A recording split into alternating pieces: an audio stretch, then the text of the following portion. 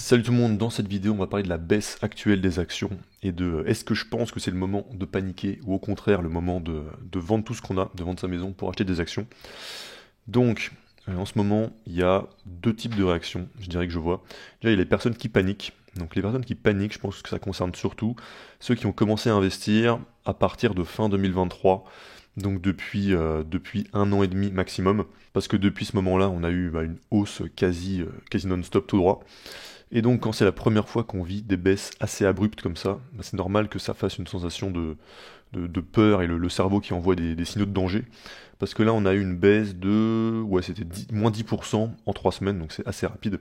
Donc déjà pour les personnes qui sont concernées par ce problème, par le problème de la panique, de la peur, etc., il faut déjà savoir que c'est quelque chose de totalement inévitable et qu'il va même y avoir bien pire. Donc par exemple si je prends entre fin 2021 et 2022, donc 2021, c'était une phase de bulle où on avait atteint des pics de valorisation. Et suite à ça, il y avait une baisse de 25% qui avait duré à peu près un an. Si on prend le Covid, c'était pareil, une baisse de un peu plus de 25% si on prend le point le plus bas. Là, 2008, c'est la pire, c'était du moins 50%, etc.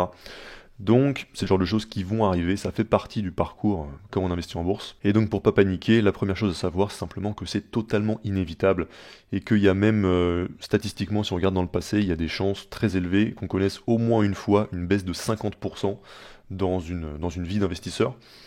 Donc voilà, première chose, c'est savoir que c'est des phases qui sont totalement inévitables et que ça peut même aller plus loin, ça peut baisser plus, et pourtant, quand on regarde à long terme, eh ben, ça reste, la tendance reste positive. Même quelqu'un qui aurait tout investi en 2007, juste avant la crise financière, aujourd'hui il s'en sort bien. Le S&P était à 1500, ensuite il a fait un petit tour à 750, mais aujourd'hui il est à 5600. La deuxième chose à savoir pour se rassurer, c'est que si on a fait attention à acheter des actions de bonnes entreprises, donc d'entreprises qu'on dit de qualité, et à des prix corrects, et ben ces entreprises-là, elles se porteront bien à long terme, elles se remettront sans problème de ces phases de baisse.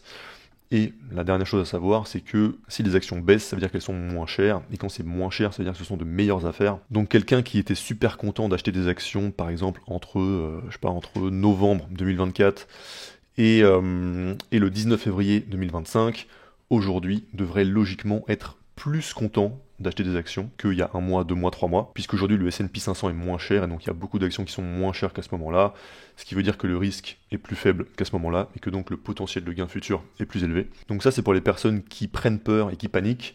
Et maintenant le deuxième type de réaction que je vois, c'est l'extrême opposé, c'est les personnes qui achètent tout comme si c'était le crack du siècle. Et je pense pas que ce soit la bonne réaction non plus, parce que c'est pas parce que c'est moins cher que c'est devenu pas cher.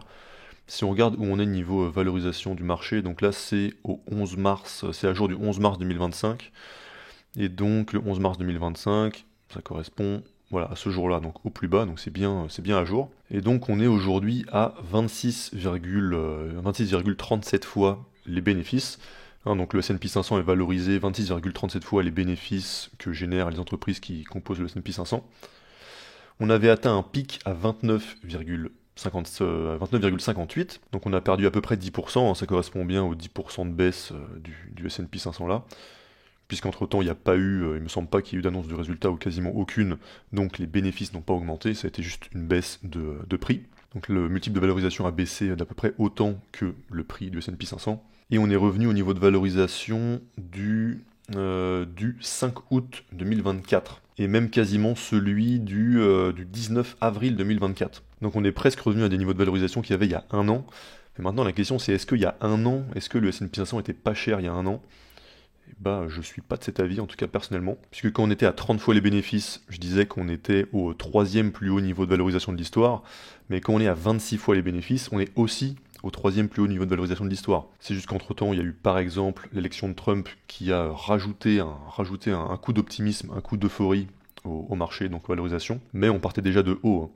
Si on revient simplement au 27 octobre 2023, on était à 22 fois les bénéfices. Et si on remonte au plus bas en octobre 2022, on était à 19 fois les bénéfices. Et les seules fois dans l'histoire où on était au-dessus de 26, comme aujourd'hui, c'était en 2021, donc juste avant la baisse de 25%. C'était aussi en 2000 où on était monté à 35. Ensuite, ce pic-là, faut l'enlever parce que c'était les bénéfices qui ont chuté. Donc il y a eu 2 fois, 2021 à 40, 2000 à 35.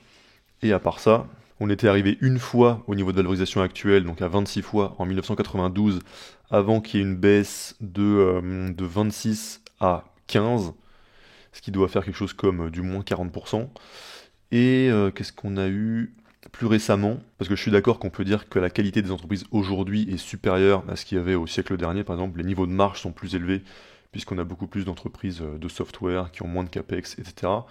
Mais même en 2018, donc ce qui est quand même beaucoup plus récent, ça fait seulement 7 ans, on avait atteint les 26 une fois, donc 26,1, donc un peu moins qu'aujourd'hui. Et donc ça c'était en janvier, le 26 janvier 2018. Et ensuite, on était tombé le 21 décembre 2018, donc moins d'un an plus tard, on était à 18 fois les bénéfices. Donc il faut relativiser. Oui, aujourd'hui c'est moins cher que sur les derniers mois, mais on ne peut pas dire que les actions américaines soient pas chères. On n'en est pas du tout là à mon avis. Et donc il faut faire attention au biais de récence, qu'en général on entend plus en anglais, donc recency bias, qui consiste à accorder plus d'importance à l'histoire récente, à ce qui s'est passé récemment, et à oublier ce qui s'est passé par le passé. Et j'ai aussi vu passer des comparaisons avec justement 2020-2022.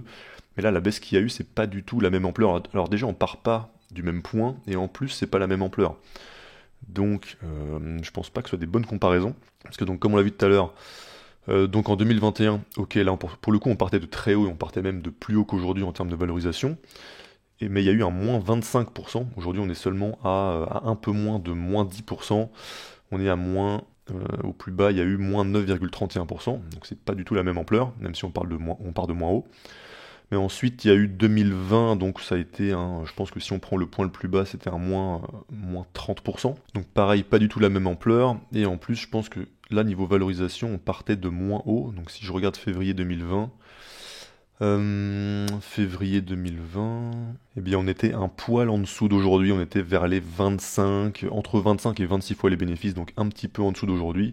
Et on a eu une baisse de quasiment 30%, voire de 30%. Donc même si c'est mieux aujourd'hui que sur les derniers mois, et même depuis peut-être le mois de mai 2024, je pense pas qu'on puisse comparer avec ce qui s'est passé en 2020 et 2022. C'est pas du tout la même ampleur encore, et donc pas aussi intéressant. Et si j'essaie d'analyser le sentiment global des investisseurs là maintenant, j'ai plus l'impression que c'est la deuxième catégorie que je viens de décrire qui est dominante par rapport à la première.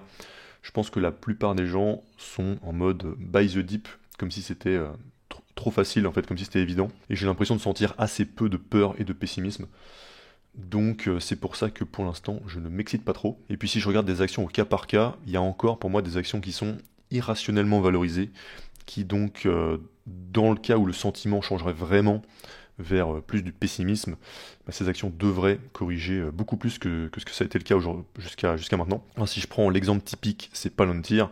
Palantir, pour l'instant, a fait un moins 38%, mais si on va regarder niveau valorisation, donc j'avais fait une vidéo dessus plus détaillée pour ceux qui veulent regarder, c'est une de mes vidéos récentes. Aujourd'hui, on est encore à 172 fois le free cash flow, et même si on regarde en multiple du chiffre d'affaires, on est à 68 fois le chiffre d'affaires. Et même s'ils ont des bons niveaux de croissance, ça reste quand même beaucoup trop élevé pour être justifié. Donc pour moi, Palantir, c'est une boîte qui devrait encore se prendre au moins un moins 50%. Ensuite, si on prend par exemple l'exemple d'Apple, qui est quand même beaucoup moins irrationnel, eh bien je pense qu'on est encore loin de pouvoir parler de pessimisme, puisque donc Apple, j'en ai parlé pas mal de fois, mais Apple n'a pas eu de croissance sur les dernières années. Et pourtant, si on regarde en termes de valorisation, Apple est aujourd'hui à 33 fois le free cash flow, ce qui fait cher pour une entreprise qui n'a pas eu de croissance. La dernière fois que Apple a eu des problèmes de croissance, c'était en 2016 et Warren Buffett en a acheté à 10 fois les bénéfices. Donc voilà, ça c'est deux exemples parmi tant d'autres. Et par contre, c'est vrai qu'il y a des entreprises qui se rapprochent de prix intéressants et que je commence à hésiter à acheter. Pour donner quelques exemples, il y a par exemple Booking qui a pas mal corrigé, je pense, de peur d'une récession. Comme c'est une boîte qui est dans le voyage, elle a plus corrigé que d'autres. Et aujourd'hui, Booking est à 18 fois le free cash flow. Et ce qui me fait hésiter, ce qui fait que j'en ai pas encore racheté, c'est que déjà c'est la boîte dans laquelle j'ai le plus investi aujourd'hui. Et j'en ai quand même acheté plutôt vers les 15 fois le free cash flow. On est aujourd'hui à 18. Donc j'ai envie d'être un petit peu plus gourmand sur la valorisation si j'en rachète. Donc on verra bien. Ensuite, il y a aussi Medpace Holdings qui est revenu même en dessous de mon prix d'achat. Enfin à peu près à mon prix d'achat. Et si on regarde le multiple de valorisation, là on est à 17,3 fois le free cash flow. Donc je pense qu'à cette valorisation-là, ça devient intéressant.